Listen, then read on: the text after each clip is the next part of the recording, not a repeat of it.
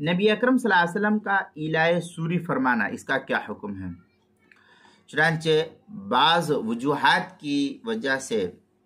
नागवारी पेश आ जाना ये फितरी बात है। लिहाजा इन्हीं वजूहात की वजह से नागवारी पेश आने की इन्हीं में से चंद वजूहात जो नागवारी की थी वो नबी पाक सल्लल्लाहु अलैहि वसल्लम के साथ भी आई।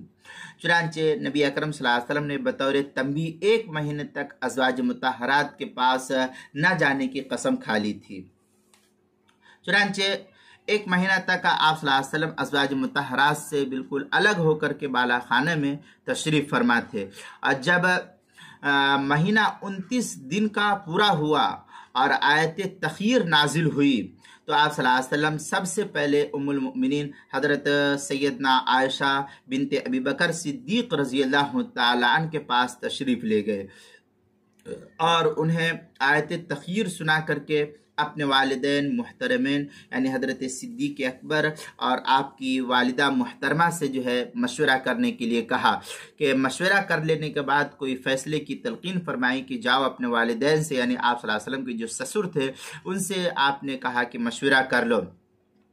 चुनांचे बशमूल हज़रत आयशा रज़ियल्लाहु ताला अन्हा सभी अज़वाज मुतहरात ने दुनिया के मुकाबले में आखिरत को तरजीह देते हुए पैगम्बर अलैहिस्सलातु वस्सलाम से वफ़ादारी का इजहार किया और आपके साथ रहने के लिए सब के सब आमादा हो गए। इस बारे में तफसीली रिवायात बुखारी शरीफ के किताबुल मज़ालिम वल ग़ज़ब बाब इतालतुल अज़ा जिल्द नंबर 1 सफ़ा नंबर 335 हदीस नंबर 2405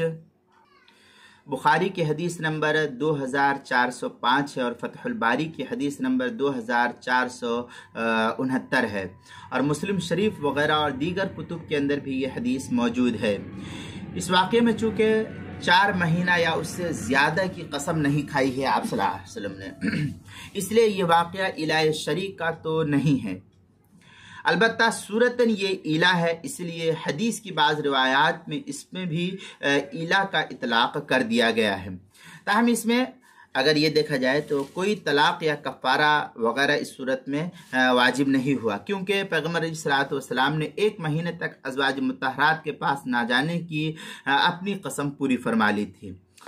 अब इसके ताल्लुक़ से जो तफसीलात नक़ल की गई है वो अब मैं यहाँ से अगली वीडियोस के अंदर बयान करूँगा, तो आप वहाँ दूसरी वीडियोस के अंदर देखें तो इंशाअल्लाह वहाँ जो है मसाइल सिलसिले में काफ़ी तफसीली मालूमात हो जाएगी मसाइल की। इस बहस को थोड़ा सा नक़ल किया है किताबुल मसाइल की 5वीं जिल्द सफ़ा 343 पर, वहाँ भी देख सकते हैं।